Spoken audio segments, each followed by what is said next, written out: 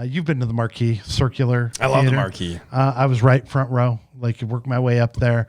The lead singer, Real Big Fish, says everybody jump, and as I jump, I turned around. The entire Marquee was just jumping up and down. Did you lead it though? That's what I want to know. Did you start it off? No, dude. It starts off on its own. I was and I'm tall. You're the 6'4" guy in front. I'm in for and everybody's like, sit down. If anybody can.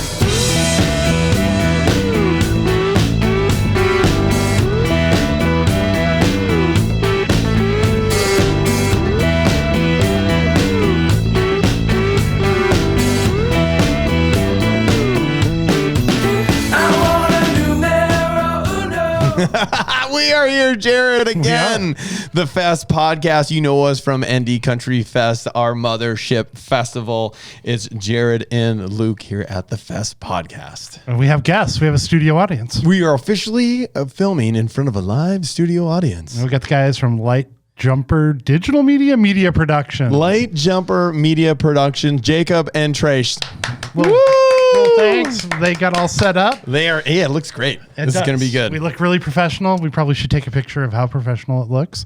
But we have an audience, so maybe we'll be way more funnier. Way funnier? Way funnier? I don't know if you can pull that off, Jared. My grammar's slowly deteriorating as it gets later. Let's sound check this sucker, episode 3. We're going to jump into Indy Country Fest update, and as we always do, festival news then around the world. And it is very worldly this time. That one will be good. Yeah, it's pretty good. Then we slide into the headliner, which is you again. This is the last time, though, I think. 3 times the charm. 3 times the charm. Then we're going to bring in Ralphie next week. Ralphie comes in, and it's going to be, the story is building. But then it's still more you. So slightly. Yeah, you and Ralphie together. Some people are like, hey, I'm like, yeah, that's fine. It might be time to bring in a guest artist to talk to him. I agree. That's a good idea. Then Ralphie's top 3. I like it. It's a good one. Is it going to be a good one? How do you know? I didn't tell you yet. I did tell you. You did tell me. Why did I do that? Because you always let the cat out of the bag early. We have to talk about it or not. Or you'll choose something stupid like bottled water. Simmer down. Stop ruining episode 4. Okay. And then stage left, we're going to talk about getting out of here. We're going to talk about what we did last week. Again, Luke was Mr. Outdoors and I was Mr. Stay at Home and watch Netflix. So super exciting. Mr. Around the Home, yeah, Jared. Mr. Sit in the pool and watch some Netflix. Tell them how they can find us, Jared. So you can find us on YouTube. The boys at Lightjumper did some editing, and we've got our first episode up. The second episode, we got about half of that'll probably be coming, but then we had a little bit of camera issues, and this episode will come up. We're thinking it'll drop on Friday, Saturday. So take a look for it. I looked at episode 1 on YouTube when they did it and dropped it for us, and it looked great. Like, I love the little flashing, and you looked amazing. You looked amazingly. They polished me up quite well. Oh. I was like, thanks, man. You're the one that needs polishing up. Getting old. Right? Getting old and rusty. We're also on iTunes, so subscribe, rate, and review, whether that's on your phone, whether that's on your desktop. Go ahead and rate and review. We're on Anchor, we're on Spotify, and we're on Google Podcasts. So go in and rate and review and subscribe to all those because we need all of that. And then share it with all of your friends. Wonderful. Hey, this is the time. We're going to ND Country Fest update, sponsored by and brought to you by Lee Jaworski with Alliance Real Estate. Find your keys with Lee. All right. Huge news at ND Country Fest this week. It was amazing because our alumni discount was going through all through the week, and now it ended on Wednesday. And thank you, all of you who purchased early at that alumni discount, which was the cheapest possible price all year round, and it was an amazing turnout. So thank you all. It was great. A ton of people bought at the cheapest rate because that was a smart thing to do. Well, 100%. And then on the other end, Jared, the times we live in, we didn't know how the whole thing was going to react, but we have thousands and thousands of loyal fans, and we appreciate every single one of you. Single one. Like I said last week. One of you. You forgot that one. I got to remember that one's there. I'm sitting here like scratching my beard. It's a little itchy. But yes, thank you so much, because it was a great, great week of that alumni discount, and a lot of people took advantage of that. We had another bet. What did we bet on? I'm not sure, but you know what I'm going to tell you about? Was it the Dream Deck selling out next week? Dream Deck Gonzo. Did I lose again, so I owe you Gonzo. 2 lunches? Gonzo, you owe me lunch, probably Chinese, because we're going to go to the Chinese place? Craving that right now. Oh, my gosh. Because I don't know why. The last time we ate there, I fell asleep. Dream Deck sold out completely. We have a whole year now to plan some other things, so there's probably more experiences jumping out at you as the next 12 to 11 months unfold. Dream Deck 2? I don't know. You'll have to sexy. stay tuned. The turnout on that was obviously sold out in a week. I mean, That's crazy. Everybody looked at that as being one of the best options you have. Well, and it's really cool. You're up and looking down. Up, looking down, private bar. We don't need to sell it anymore. Shake it, drink it. You're good. How many tickets were there? A lot. So all of those people that bought, you all get the private bathroom and the air conditioning. All the people that didn't, you're screwed. Well, if you're a VIP, you do still get the air conditioned bathrooms with all the other VIPers. But if you're a Dream Decker, you get your own. Right. So You don't many get to go up top. Guess who didn't buy his VIP tickets again? You didn't, because I checked. I know. Do you think you're going to actually get one this year? Yeah. I think it's a better gig if I wait until the very end. But you want to know what else on that update? Yep. It's almost sold out too. So it's creeping to VIP weekend tickets. Are already almost selling out? They are flying, which is great. How about the camping? Camping as well. Not many left whatsoever. So it was a great, unbelievable week of alumni discount when we went back on sale. Alumni discount. Thousands took advantage of it. It was great. And like I said, thank you to everybody who jumped on and took advantage of that. And we have a great 11 months to plan for Indy Country Fest 2021. Nice. How about yesterday's giveaway? Yeah, you know what we did on our Facebook? We ended up giving away a great. It's probably our largest camping package that we've ever given away on our Facebook page. Was Like, Share, Like campaign, and at the last time I looked at it, it was like 68,000 people. What? Reached and went to. Are there even 68,000 people in North Dakota? Yes, there is. And it was amazing. It was a huge, huge package. And if you want to see who won, you go to our Facebook Live, which is every Thursday, 1 p.m. Central, on our Thursday updates. And that's where we gave the name of who won that package. So that's exciting. And they just went ballistic. We get to see a little bit of you and I. Yeah, once again. We figured out what you're making for your drink next week.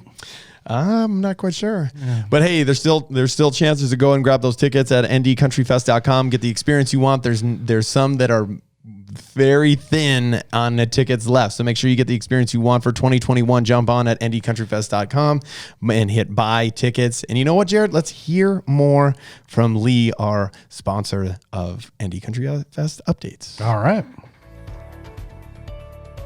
What sets me apart is I like to interact with my clients a little bit more, maybe just actually become more friends with them than just a client business relationship. I'd probably have to say it'd be Who Hut, just because I like the food and my daughter absolutely loves it. I chose real estate because I like to help people, and it's fun, it's exciting, it can be stressful, but it's always good to just find a solution to a problem. Jared.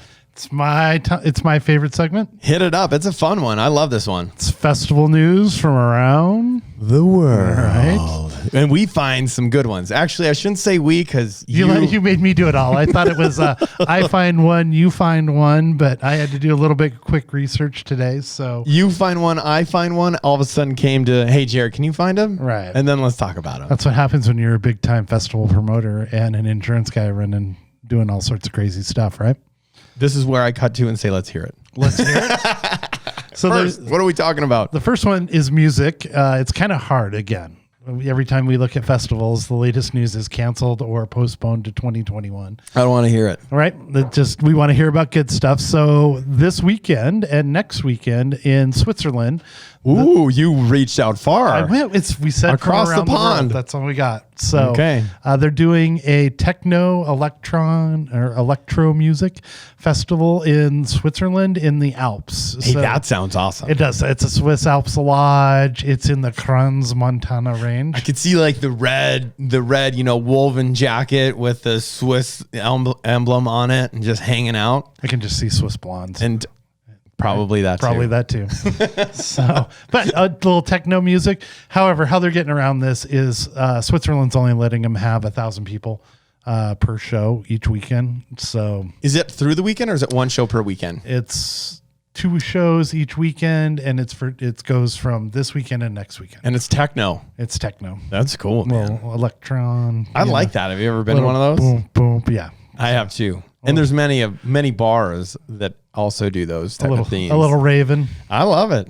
It's good times. I like it. I like the lights. I like the bumping or the bass, the beats, all that. Could you imagine that though in the Swiss Alps and that just the view, just driving home? Yeah, you got the view. And I was talking about my outfit with the woven sweater and the red and then the emblem on the back and all that kind of stuff. Like you're just removing, right? Like, yeah. You're just hating the heat right now and want to wear a sweater. It's pretty hot out here. Right. So I would go. Would you go? Yeah, probably. Why not? Nice. Like 1,000 people. 1,000 people. Why not? I got to do something. Right? I would feel pretty comfortable. Yeah. It's time. So the Swiss, cheese? What do they have for food? Do they say anything about food? I think the thing is a rack. Geez. A rack of lamb? No, it's this thing they put on bread. You guys know what I'm talking about? Oh, bruschetta. This is a thing. A sandwich. They heat up some bread. It's like warm cheese. Hamburger. Burgers? Hold on. No, you can't do that right in the middle here, Jared. Should I call the current Mrs. Bennett and ask her? Nah, we'll have to skip that and we'll find out. Anyways, whatever. I think it's bruschetta or a hamburger. It's That's like a warmed up cheese that goes over the bread. It's really great. It's a fondue, man. Cheese fondue. Kind of. Well, they hand it to you like a sandwich. Anyways, that's probably Swiss a thing. burger. I don't think there's any meat in it. All right, so maybe we'll talk about cheese next week. Next festival. What do you have?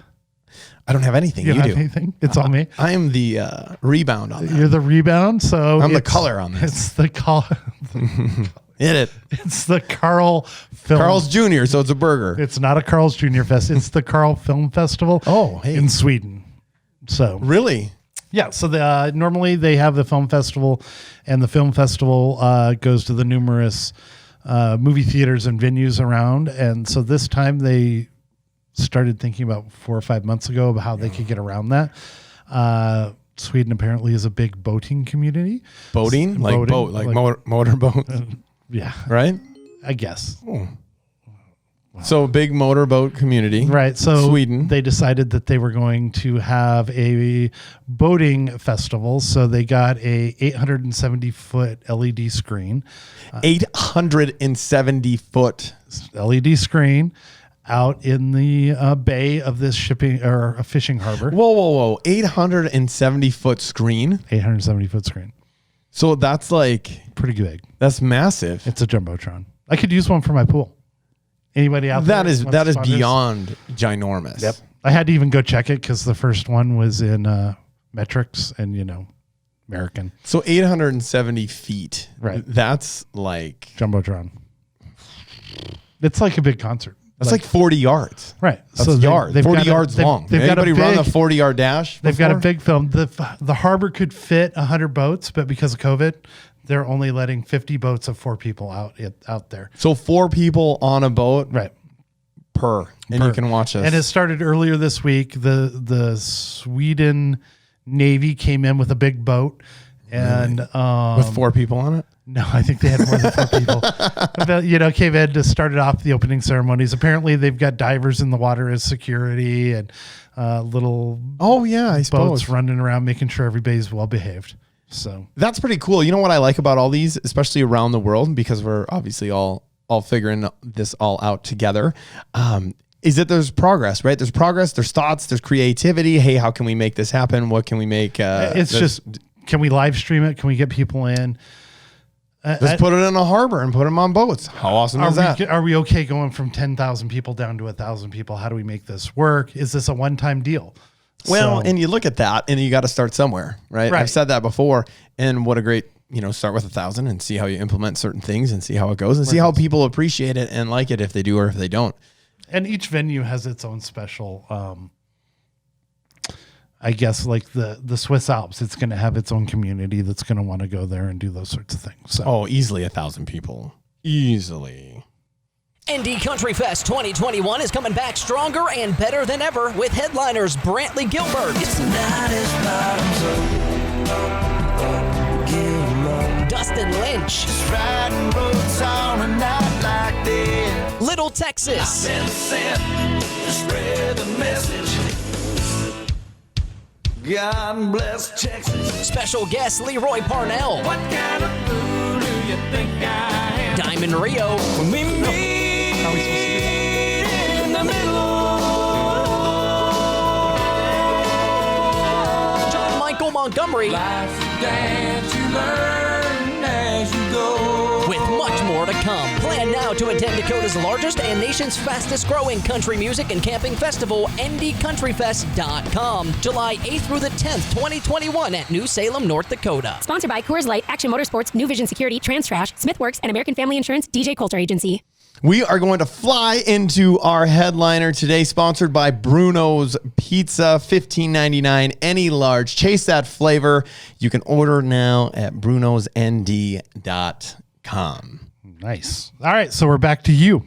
Back to me. I'm the headliner for episode 3, 3 times the charm. So I had a little feedback. I don't even know if it was feedback from last week's episode, but my wife rolled in after listening to it and started asking me questions. Wait, how did he become a head coach of a Marine football team at 23? She was very curious. So it was a good 5 or 10 minutes going back and talking to her about what a defensive coordinator is, all those. So she found it very entertaining. It was captivating, huh? I thought so. I was pretty worried about that. I was a little too, and I thought it might lose some of our non-football fans, but the current Mrs. Bennett seemed to really enjoy it. But it's all going to wrap together here.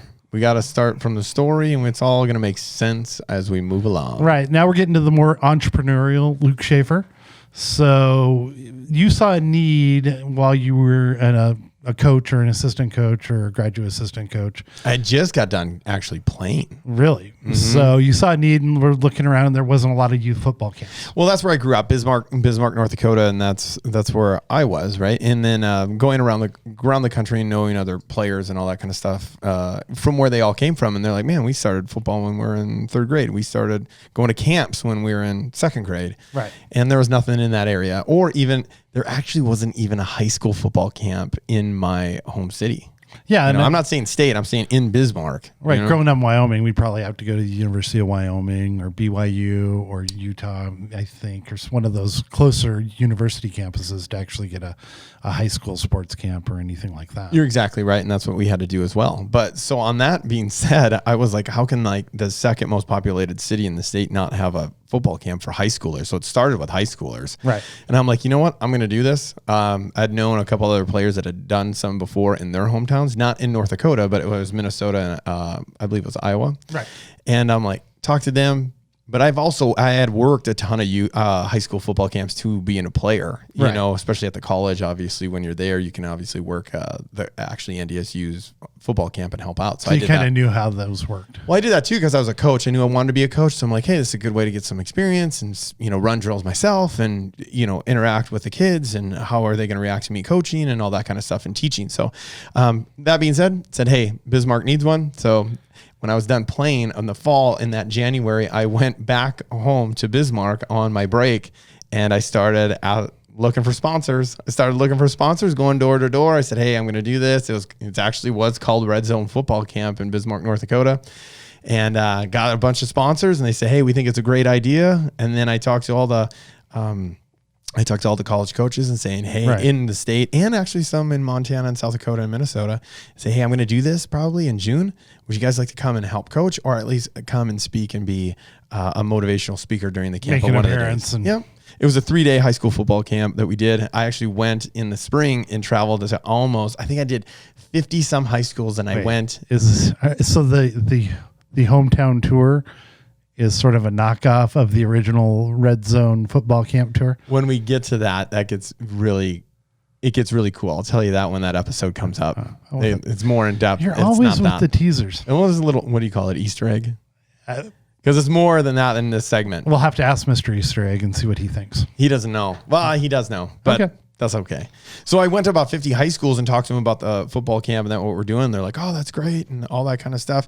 And then the coaches that I actually had for it, long story short, the registration went through. We had 200 kids sign up for it. How many did you think we're going to sign up? 50. Oh, really? You don't know. It's the first time you do it and you're like, is this going to work or not? And it did. And we had 200 kids there.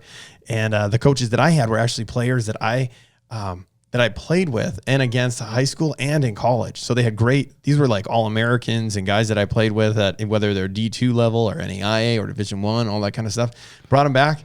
They all had their own positions and they coached the positions they played in college. And what that theme was, hey, if you knew what you knew now when you were playing in college, teach these high school kids that. Right. And they're like, oh, golden. And it was awesome. It was amazing. It lasted, we did that, I think it was 5-6 years. And then it revolved into, hey, youth. All of a sudden we knew like, hey, youth, there wasn't anything for youth camp kids, for little kids. Right. So I did one from 3rd grade all the way to 8th grade and did that at my dad's field at Walker Middle School field. A nice connection there. So you're was great. So yeah, using it, and it meant something special to me. And even that 3-day camp when we started, 300 little kids. Oh, really? 300 for 3 days. It was great. Well, based on your recent coaching experience last fall with the 7-on-7s, I bet you would have made an amazing coach because the preparation you took for how old's your son? He was in third grade so last the year. preparation you were doing for 3rd grade football was amazing because they were all dialed in, but you made it fun. Well, I like teaching and I love football, right? That's my background. And like even in 7-on-7 where you could blitz, I was teaching them blitzing them in the backside and they're like, what's that? And it was just simple things like, this is the quarterback's going to drop back this way. But We're going to come from this way because he's not going to see you, get his flag. It was cool. All right. But that led into Jared knowing that when I was there doing those camps and then especially the youth camp, and talking to all my buddies and all my football coaching friends at that time that were around the country, I was like, the question that always came up to me was for them to them was like, hey, when do these kids start playing full contact football? And they're like, oh, 3rd grade. 3rd grade. They're like 3rd grade. And I had a buddy in Oklahoma, I had a buddy in California, a buddy in Kansas, all that stuff. And they're like, oh, 3rd grade easily. I'm like, you gotta be kidding me. So I knew we had in Bismarck a full contact football league, but it was for 5th and 6th graders. And I knew the guy that started, a great guy, and it was a great opportunity for kids. But they would only take 100 because it's hard to manage, right? It's expensive, with equipment, and it's expensive with finding coaches and places to practice and all that good stuff. And you know what I did? I was like, I think there's a need. And I was actually talking to one of my good friends, one night we're at his house. It was like a social party. Right.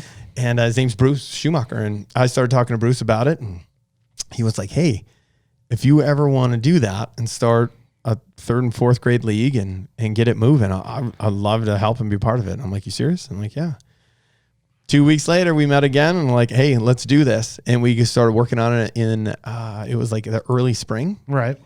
And we already knew that there was a need because there was over 300 and some kids that were coming to the football camp, right? So out of that 300, there was like 120 3rd and 4th graders. And those are going to be 5th and 6th. And well, right. So what had happened, Bruce and I met. We said, yeah, let's do this. We went to the bank and got a loan. Ooh, big time adult stuff. Well, yeah, I mean, because you had to buy all the equipment. Helmets aren't cheap. Football pads weren't cheap. You didn't we bought it all. Really? So the only thing that the kids had to pay for was the registration fee. And at that time, I don't know what it is right now, but at that time, I believe it was only $80. That's crazy. But they got, what was it, like 6 games?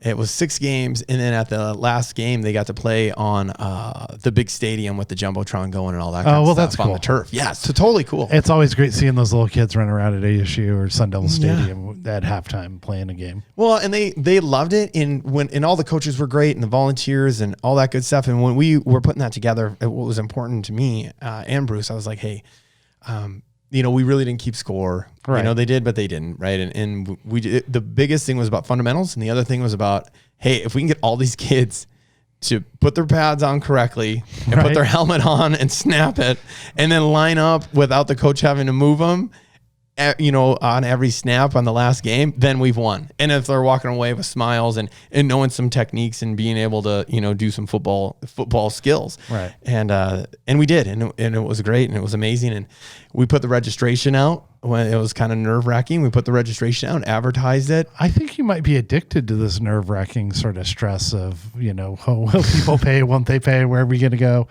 Are they going to sign up? Are they not going to sign up? 300 kids we had. Really? Yeah. 300 kids. Amazing. In the first go around. So long story. Go ahead. Nope. Go ahead. Long story short, 300 kids, 3rd and 4th grade. The 5th and 6th grade, then it expanded to, because all those kids were going into the next league. They expanded to, And I think it was the second or third year then, or no, it was the second year. In the second year, there was over, I think, just about 600 kids in Bismarck playing full contact football between 3rd grade and 6th grade. I think that was long story long. Yeah, I think it was pretty amazing. It is pretty amazing that you just started it from nothing. So last week, Luke, you said that the reason you got into insurance is you were sort of in between gigs and you were going in to make your insurance payment in American Family. And the guy who was your agent pulled you aside and asked you if this is something you thought you wanted to do. Yeah, longtime family friend, Terry Kraft. I was in there and asking him, or actually I was in there and he asked me, he's like, hey, what are you doing now and all that kind of stuff. And I said, I didn't know. I was in between a couple things and the football deal. And I was, whether I was going to camps. Well, whether I was going to go back and coach college football or I was going to do the arena thing or just kind of, just go ahead and do something else. Right. And for me, it was important because I wanted to, have a family and have kids and I want to be there, be stable and be around. Yeah. Because the things that happened in my past, because I know how quickly things can be taken away from you. Right. So it was important to me. And if anyone knows you, you're like mega dad. So. And that's probably because of that. Right. Right. He goes, hey, do you ever think about selling insurance? And I laugh. I'm like, no. I mean, who thinks about selling insurance? Right? Nobody. But then he goes, hey, we've been talking about it, all that kind of stuff. Hey, let's go to dinner. Let's talk about it. I'll get the regional guy too. And we'll see what happens. Do you think there was a lot of thinking about insurance in this room, selling it? When Cam was here. Oh, yeah. Yeah. It's been great for him. Right. Excellent for him. So that happened. We went to dinner and then they showed me like the business end of it. And it's like, hey, it's kind of like, the culture, how to lead people, your work ethic, people all that like kind to of be stuff. around you. You get along well with people. You can network, you can talk, you can do all that. But then, well, and essentially they're like, you already put a business together with the youth football league and the football camps. And you've already done this. Now let's show you how to do it at another level. Yeah. Now it's big boy stuff. It's a real big time business. So it's kind of like football. In a way, the coaches took you to the next level with teaching you how to be more of an adult. If I want to put in the preparation time, be on time, do all of those things. And then you're taking that step to the business step where it's kind of similar, but you're kind of along the way, these mentors have sort of given you the building blocks to get where you are today. Well, and that's what it was. Terry Kraft, that's the guy, that's the gentleman that was actually my true business mentor, where he taught me the steps and knew, how to run a business, how to treat people on the business end of it. I didn't know what a P&L was, right? You got to learn all that stuff, right? I knew what a 4-3 defense was, but I didn't know what a P&L was, and reading those and understanding, profits, loss, and marketing and all that good stuff. And sat me down, took me under his wing for about a year and a half. And it was a great experience. And I still thank him today because there's no way I would be where I am today without him actually doing that for me and taking me under his wing. So every time I talk to him, I always say thank you, because that was a massive step for me in my life at that time. And you've been with 15 years. And that's amazing. So 15 years. 15 years, and I started in a little basement. A little basement? Yeah. Really? Making calls, selling insurance. And that was up there in North Dakota. Mm-hmm. So how'd you end up here? So what had happened? And here is in Phoenix, so right, like around the corner. So. Right. So what had happened? They brought me on an American Family because the gentleman actually was going to retire within a year or two. Right. And they said, hey, you can mentor under Terry. He'll teach you the ways, teach you insurance, teach you the business, all that kind of stuff. And if you're really into it and you do this, and this, then possibly you could actually take over that business in North Dakota, where the gentleman was actually going to retire. Which makes sense because you're kind of at that point a little bit Mr. North Dakota. You've coached the arena football team. You played for the North Dakota State Bison. You've been around, right? So people. It would make a lot of sense. Well, it was an amazing, and it was, right? And it still was, whatever you want to call it, an amazing opportunity for me. I was still very young. Right. But I knew it was one of those, it wasn't a sprint, it's a marathon. But then all of a sudden, possibly taking over one. Especially where you know a ton of people. Yeah. I mean, I was like, I'm in. You're the guy that got 300 kids to come out for full contact football for third graders or fifth graders. Third and fourth grade. That's crazy.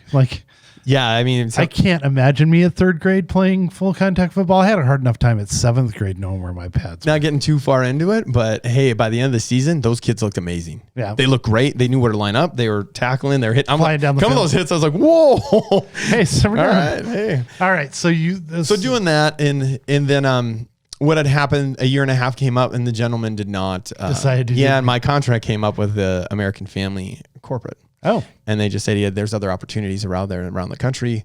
Would you like to look at some? And I'm like, yeah, I'm good to go. Yeah, I'm fine with that. so it's time to venture out of North Dakota finally, huh? Yep, there was an opportunity in Phoenix, and I said, hey, if I can go and have a business and take one over and work it and have a great opportunity where people from the Midwest eventually want to retire. Everybody from Illinois ends up in Phoenix. And North Dakota. Yeah, there's and Minnesota, South Dakota, there's Wyoming, Montana. Although, I don't know if I count because my parents are like 5th generation Arizonans. I'm going to say you count because that's where you're born. Because I was born in Idaho for Idaho, a cup of coffee, and then my dad decided to move to Wyoming and practice dentistry because there was no state income tax. Oof. So I did 18 years there, and I haven't been back. So that tells you how much I hate the cold. I'll call you Wyoming. You'll call me Wyoming? So I figured if I could move somewhere where everybody wanted to retire and start a business and start my family, eventually, I'd be way ahead of the game. So that's what happened. And it doesn't hurt that like 9 months out of the year it was just absolutely beautiful here. And it's gorgeous. 3 months, I guess 4. And we're at the end of August, and it was 119 today.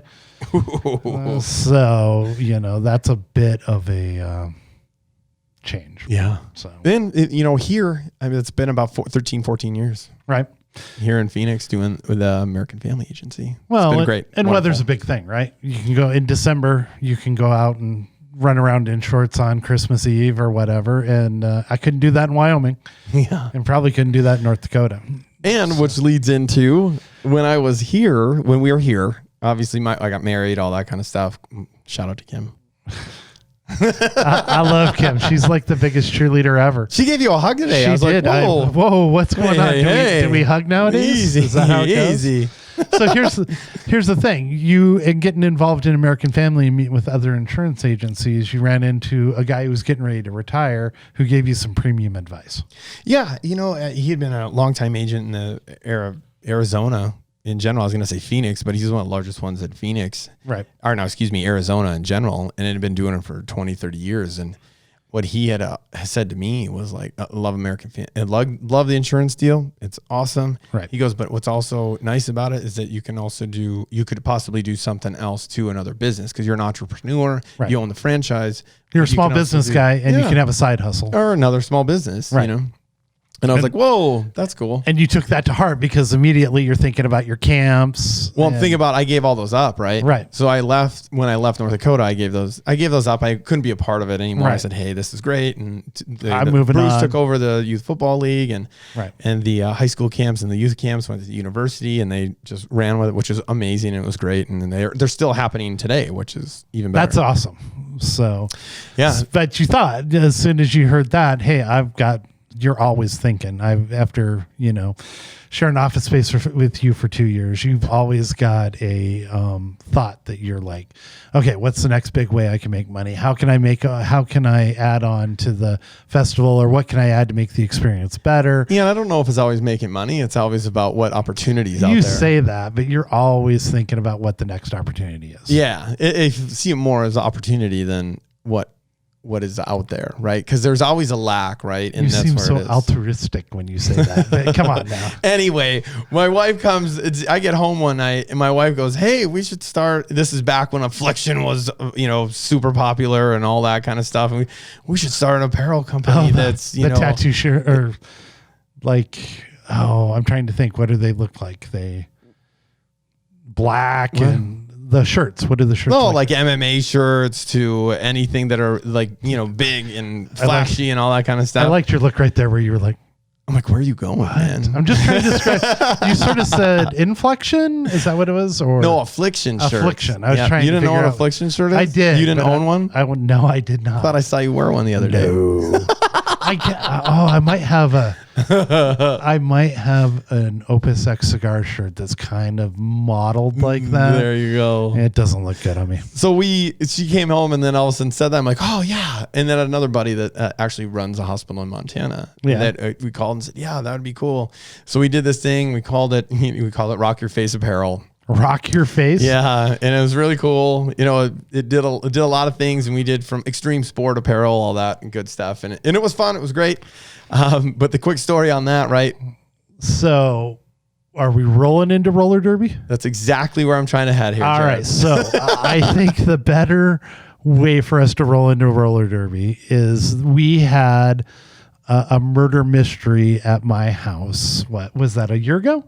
Probably.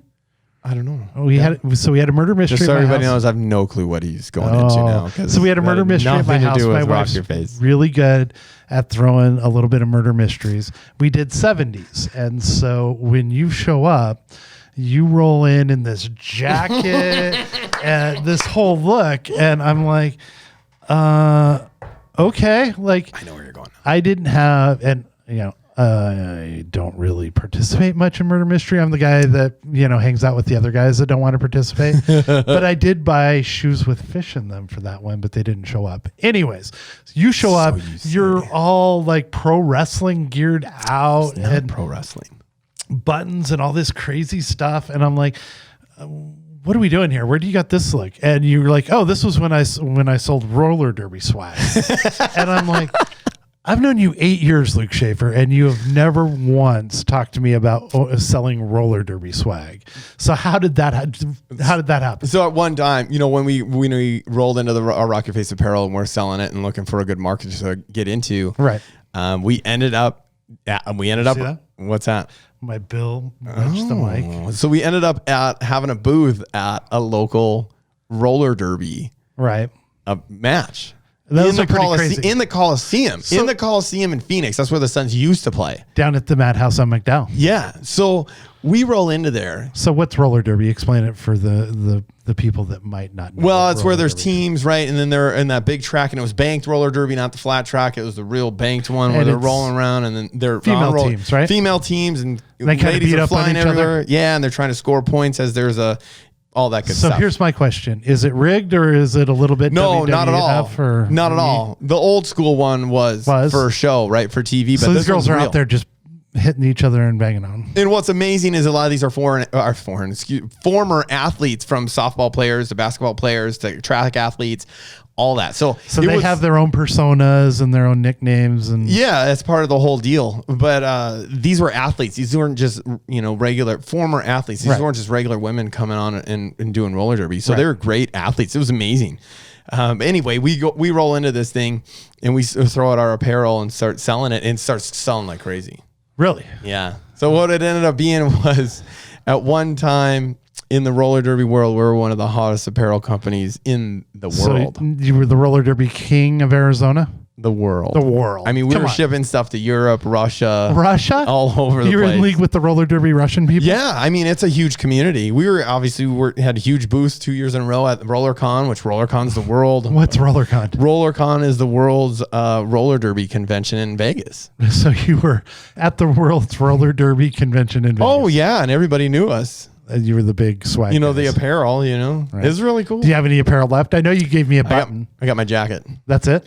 I got my jacket. I think my wife has still a couple cool shirts that she loved. The jacket's sweet. We need to get a picture of you in it for the Facebook. Oh, maybe. Or for the Instagram. Maybe. We'll have it's more Instagram worthy, I think. I'm not sure. Maybe shirtless Luke Schaefer with the jacket on. Nope, probably not that. Not? No. Not that. So there's that. There's the roller derby end of it. But what happened with the roller derby? So we kind of foreshadowing into the festival end of things. I was actually roller derby was actually a sideshow for Country Thunder here in Arizona. So if you don't know anything about Country Thunder, it is a big, how many day event here? 3-day huge country music festival with camping and probably music. One of the biggest ones in the U.S. It's an event. It's not one of the biggest, but it's up there for sure. And I think they get about 20,000 people a day. But it's music and camping in 3 days and all that good stuff. It's a country music festival. So you're out there at the roller derby. So I'm out there with them, with the roller derby selling teams, swag, selling our swag at Country Thunder. Got some merch because there was people coming to watch them. Right. During the they got pre-show. You should have some roller derby at the Country Fest, maybe. Don't you have those connections? Jared always likes to get ahead of himself. I'm sorry. So the story is, I'm out there with them. We're selling swag like crazy, and then I'm literally at night. I'm like, whoa, because it was actually Jason Aldean was headlining on a Thursday night. Oh, on a Thursday night. And I'm like, so whoa, this is awesome. Like, who's the Saturday night guy if he's on? I don't remember Thursday? who it was. I think it was actually Blake Shelton was the Saturday night headliner. So they go big, Yeah. Oh yeah, he's big. right? And I'm sitting there, and I'm watching Jason Aldean, and there's people everywhere, and people having a great time. Like, man, this would be cool. And I literally was like, nothing like this happens in North Dakota. Right. Growing up in Wyoming, you go to, and I mean, I guess Billings is the next closest place, but nothing really happened close. Well, and people have to travel far. Right. And it's like, why can't this happen in North Dakota? And that was years before this even came about. But So then the next major entrepreneurial thing is you kind of looked at mud runs. yeah, I helped put on one of the longest lasting mud runs in North Dakota, the first one ever. I helped put that on, and same thing. There was never anything. There was never one there, but they were all over the country. Especially being here, there was one every single week. Massive. You could go to one every single week. Mm-hmm. At that time when we were, and it was a big trendy thing. Everybody was doing it. They would just roll from city to city to city, except Bismarck or Fargo, huh? Well, right, because of population. Right. But yeah, so then we put one on there, and it is actually still going on right now. Well, just went on, right? It just went on to a couple, last month. So that's cool. So that's still going on. I've been out of that for about 3 years, almost 4 years with that. Because you decided that the bigger, longer lasting thing was a little drinking, a little camping, and a little music, huh? Well, and that's the thing, right? So we knew, like you said, that mud run is probably a fad and it would fade away. You know, like now. It kind of has. I mean, it made it to TV. Well, and here in Phoenix, like now there's maybe one every 3 months, maybe a handful a year, something like that. Cousin's wife is a former pole vaulter Olympian. Nice. And she does a lot of those races or ends up on TV. She, for the Spartan TV shows. So that's how cool. big that trend got. Yeah. I mean, it was great. Music, camping, and drinking. Well, it comes back to when I was selling swag for the roller derby scene at the Country Thunder. And it was like, man, why can't this happen in North Dakota? Why can't North Dakota have its own country music festival? And then it was like, hey, I knew that the mud run, obviously we're seeing less and less runners as the years go. And I'm like, hey, this is kind of fading. Yeah. But the thing that wasn't fading was the party afterwards. That was good, 100%. But I always knew that area loves country music. Right. Everybody loves the party. Right. And the campers are crazy. There's crazy campers all over in the Midwest. Right. And they travel far for many things. And love to eat and hang out and have a good time. So that's never never going to go out of style. That's always been awesome in history, right? Having fun, hanging out with people, listening to music, drinking, and eating, right? Until 2020 came and just smacked us upside the head. That's another story. But that's one of those things where it was like, hey, why can't this happen? North Dakota doesn't have it. It needs one. We can do this. So in typical Luke Schaefer fashion, you're like, why not? Yeah. I know tons about putting on a concert. I can just start dialing up artists and they'll show up. Yeah, I knew absolutely nothing. So what'd you do? Start calling. So this is the most amazing thing about you, I think, having been around you for a while, is that there's like this Luke Schaefer sort of, I'm not scared of anything. So most people, they'll be like, hey, that's a great idea, but they never take the next step to actually implementing that great idea or working on it. You're like, I think we should have a Country Thunder or a Country Fest in North Dakota. Why not? I'm not afraid to start calling people and hearing them tell me no, or I don't know anything. And so you just jumped right into it. And lo and behold, in another typical Luke Schaefer manner, its pieces sort of fell into place. Well, it definitely wasn't easy. No, it never is. But that's the thing. I think that there is you, right? So there's a little bit of the laugh. There's a little bit of the personality. There is the football. I'm willing to work hard. Like if I wanted, I'm going to do it. And then there is the business acumen that you picked up from the insurance. So when it comes around to I'm going to do this, you're willing to put the effort in and make it try. Well, and you're right. You know, when you look at all that stuff, when you're talking about it, it all comes back down to the fundamentals of what you have and what you're built off of, right? Right. But that's what it was. I started making calls and started. And those just have got to be diving crazy into it. calls because what are you doing? Calling Nashville? Hey, my name's Luke Schaefer. I'd like to have a country music festival in North Dakota. And they're like, yeah, who? You're exactly right, but I was way smoother than that. Of course you're way smoother than that. You're Luke Schaefer, buddy. No, I just started making calls and started doing research, and I knew there was a stage production crew in town, so I talked to them. The internet's that was a great thing. That was great. Yep, and we want to keep everything as local as possible. And that's your thing. Even though you're not in North Dakota anymore, you're still North Dakota. Oh, through and through, right? Right. But then it was like, I didn't know anything about how to get artists or nothing like that. And Right. I started Googling, all the, the artists, Calling them management up. team, Hey. managements. Yeah. And I was getting nowhere, right? They're like, whatever. You're like, can Darius come out and play for 10 grand? Click. Yeah. Message after message after message. And what it came down to was, a good friend of ours. One of our Tom. networking Yeah. guys. And I went to him and I said, hey, I need a website for a country music He festival. did my website. He's like, what? And I'm like, yeah. Oh, you want to do it? And he's like, oh, yeah, that'd be cool. And then he goes, hey, how are you getting talent? I'm like, I have no idea. I'm just going to make it up. He goes to me, a good friend of mine works in Nashville for a booking agency, So this- WME. If Which is the anybody big one. knows anything about that, Jared spilled the beans. That's the big one. Right. Those are the guys that represent the guys. So it literally is like, hey, I'll give him a call tomorrow. But once again, this is the Luke Schaefer, the hard work, the Luke, the luck. So that didn't happen in a day. That was like 2 weeks into it. Right. But he goes, hey, let me give him a call tomorrow. Or no, he goes, hey, I'll call him. Call him tomorrow. He said, yeah, give him a call and he'll hook you up with the regional booking management there from WME. I'm like, sweet. I called him. He said, yeah, I'm hooking up with XYZ. Here's her number. Give her a call. And then the rest is history. And literally within maybe 30 to 60 days after that. And this was like in December. And you're thinking about it going off in July. Yeah. And actually Sort the of. first one went off in June. June. So did you have any plans on when you were going to go? Had you set a date in your mind with no artists, or did you just get the artist first and then set a date? So everything's scripted, as you know. Right.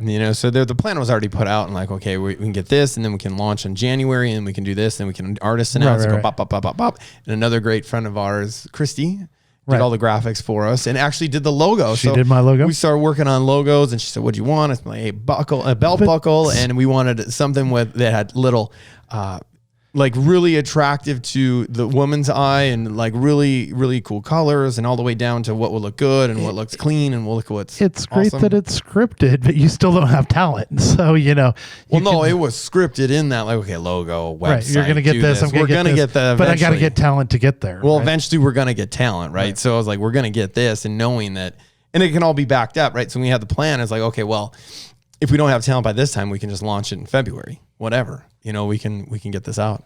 Right. And literally after Todd introduced me to the folks from WME, like 30, 60 days later, we had all of our lineup booked and done. So who was your big headline? It was a one night show. We started with a one night. It was 2 nights camping, 1 day of country music. So who was the headliner? And before we jump into that, though, I wanted to see if it actually would work, right? So are people actually going to show up? Are they going to like it? Is there going to be 5 people there? Will people buy tickets? Yeah, will they? Yeah. Right. Will they buy them? And our headliner ended up being Michael Ray. Oh, okay. Michael Ray, at that time, he ended up having a #1 song in the sequence of when we booked him. I have no idea who Michael Ray is. In the sequence from when we booked him, all the way up into the show, his song went #1, which was awesome. Is this another example of Luke Schaefer, Lucky the Irish? It just sort of rolls in. Just timing. And then we had Kanan Smith, and then we had Aubrey Sellers, and then we had a bunch of local bands as well. So it went off great. A bunch of people showed up and it was like, whoa, this can work. And the camping was good. And people like, man, you need to keep doing this. We love it.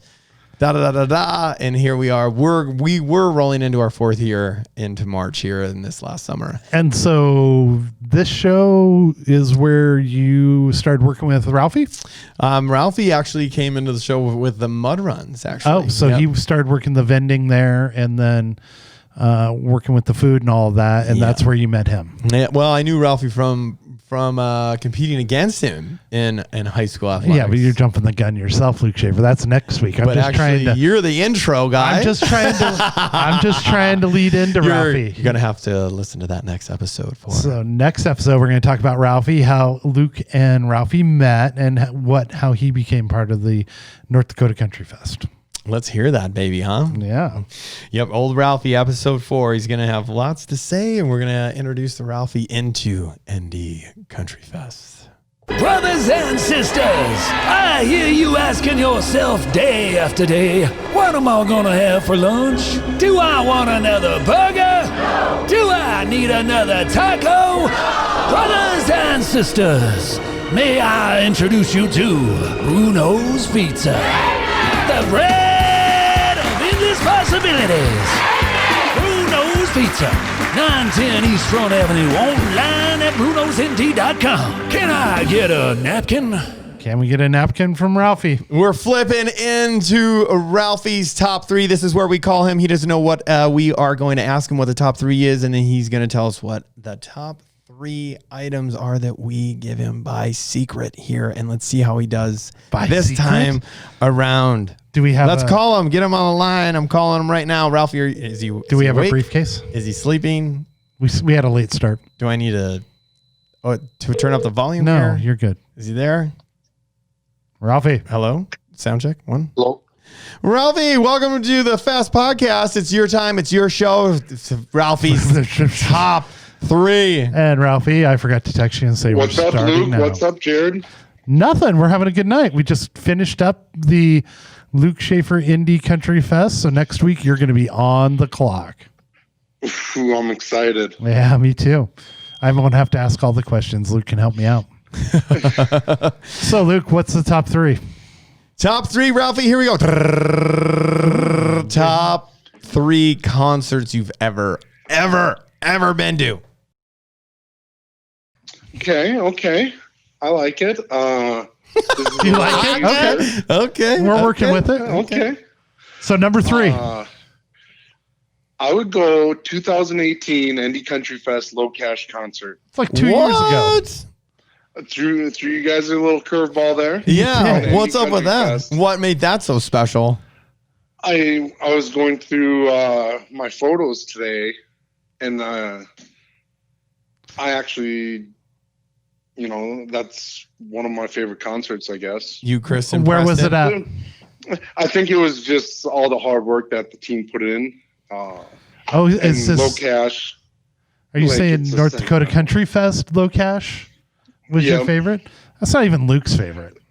So That's my third. That's your my third favorite. All right. Third. All right. Yeah. So the Indy Country Fest Low Cash. So what year was that? Of the Indy Country Fest? 2018. Second year? That would have been the second year. Second yes. year? Okay. Yeah. All right. So that makes sense. So then number 2. Dustin Lynch, Forebears, a few years ago. D. Lynch makes the top 3. So how stoked are Yeah. you that he's going to be playing on Saturday night this year? Super excited. I think we've had him in our sights for a while, and that concert was unbelievable at Forebears. Me and my wife went, and we had like third row seats, and Ooh. it was it a special night? we were fans. We had a couple drinks. Yeah, but now you get to be a big shot and actually have him play at your festival. So that's got to be the coolest thing ever. I would be excited to see it. You sound it. Hit the secret music, Jared, and we're gonna run number 1. Hit it. Number 1.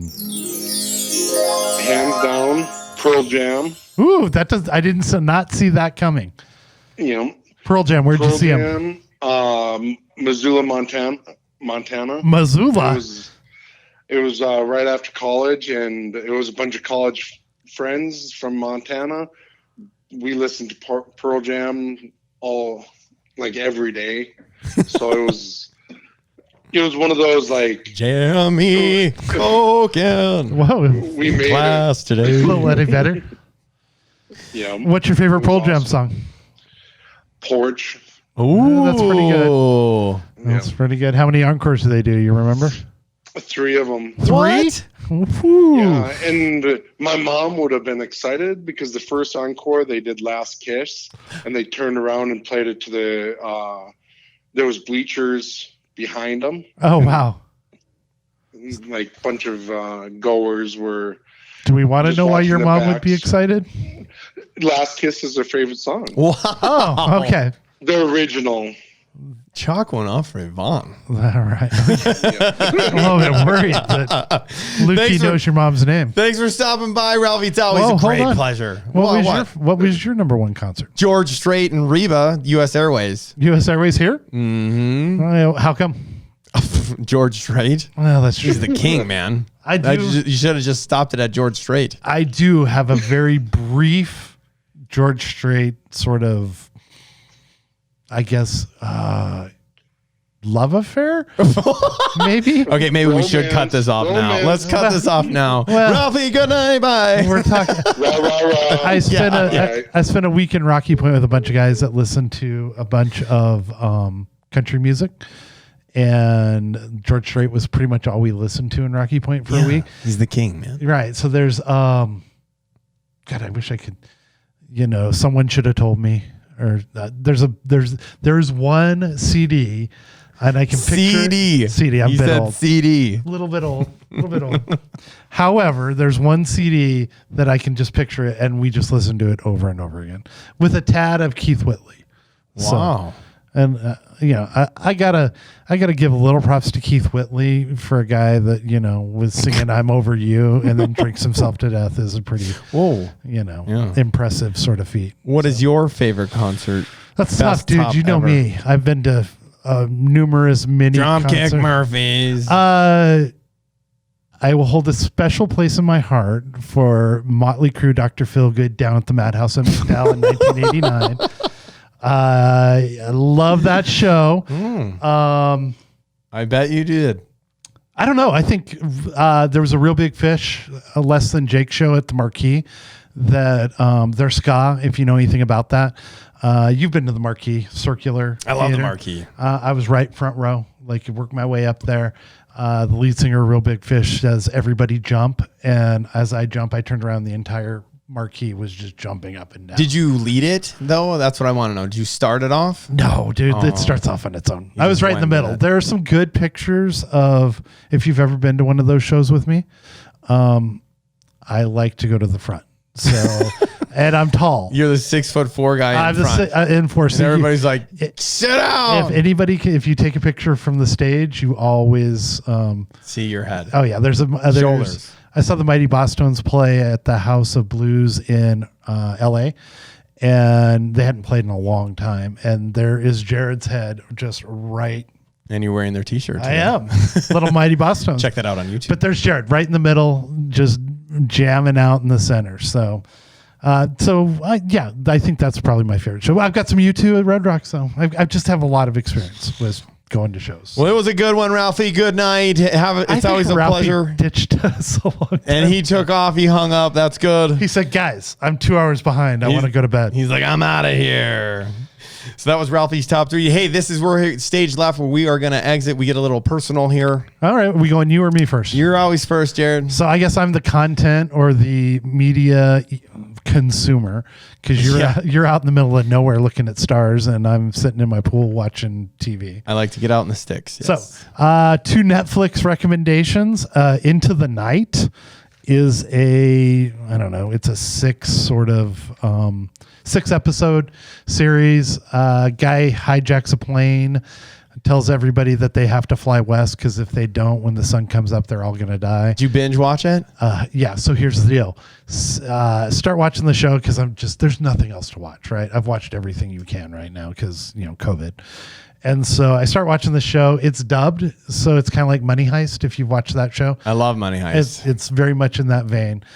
Start watching it. 6 episodes later, the same night, I finished it because it was that good. 6 episodes, 3:30 a.m. It was a rough night. And then there's Helsing. I haven't seen that. I guess I was in an apocalyptic mood. Helsing's got some the Yellowstone caldera blows up, so that means me and Kanye and everybody else that would be in Cody, Wyoming is probably gone. It blows up, it creates vampires, and there's one person that if you bite her, she cures everybody. But I'm only in like 3 episodes of that, so we'll have to see how that goes. So, Wow. Yeah, So content. No, you're just mowing it down. I am. There's nothing else to watch. Ooh. So you went back camping. We went back camping again up just shy of the Great Grand Canyon of Arizona. Me and the fam, the kids love it. It's always fun, and they can get out and run around and scream and do all that good stuff. Did you get any burgers and shakes? No burgers and shakes. Did you remember what the restaurant was? Yeah, it was the Roadkill Cafe. Okay. Roadkill Cafe in great burgers, great shakes. In Ash Fork, yes. Ash Fork. That was the weekend before. This weekend, had a great time camping. Did you remember the s'mores? Everything was good. S'mores was there. Food was there. Good times were had. Wasn't that good. We woke up one morning. Actually, it was the last morning. Sunday morning, walked around camp a little bit, and we saw some kitty tracks. You know, like meow? Tracks. Yeah, like no, small cat. Like kitty tracks were hanging around. Mountain lions? Just one, probably. Just one, probably. I'm not going camping with you. There's mountain lions out there. But good thing we got the dogs, because the dogs were sniffing out way well before. You like keep saying, "Hey, why don't you come camping?" You know, you don't tell me about the mountain lions, the snakes, and then the shower situation. I have never said, "Why don't you come camping?" Because there's no internet. You wouldn't make it. You wouldn't make it. There's no Netflix. That's why you go. You need media. Like 2 days away from your phone, right? Oh yeah. You get out there. You saw the Milky Way. Did you see the comment the other day? Were you telling me that? No, I didn't see the comment. We saw the Milky Way, and we can see satellites in as they travel around. I saw the International Space Station a couple weeks ago sitting in my pool. All the planes sort of go east to west, and this thing came north to south overhead, and I'm like, what's that? You're like, that's cool. And then I looked up. It was pretty cool. That is it, Jared. How can they find us? iTunes. Go and search for the Fest podcast. Subscribe, rate, review, share, tell everybody about it. We're also on Spotify. We're at Google Podcasts, Anchor, Outcast, everywhere you get your podcasts, we're there. We're also on YouTube. So search for the Fest, and on YouTube, we want you to smash all the buttons, right? We want to hit the notification button, the like button, the subscribe button, and leave a comment about how awesome we look with our new camera guys, Lightjumper Media Productions. So how'd we do, guys? Jake and Trace. Oh, hey. And we're going to exit left. Hold on, quick. Jared, you're always cutting me off. I am. Quick. I want to give a quick shout out Transitions are huge in this industry, my friend. My nephew turns 18 this week, right? And so I want to wish him a happy birthday. I think it's 18. So well, that should be in the pre-show. Well, it just came to me because we were getting like 20 texts about his birthday on Friday. So all right, let's get the hell out of here. Exiting left. Here is to you. Here is to me. You know the rest, and we are out of here.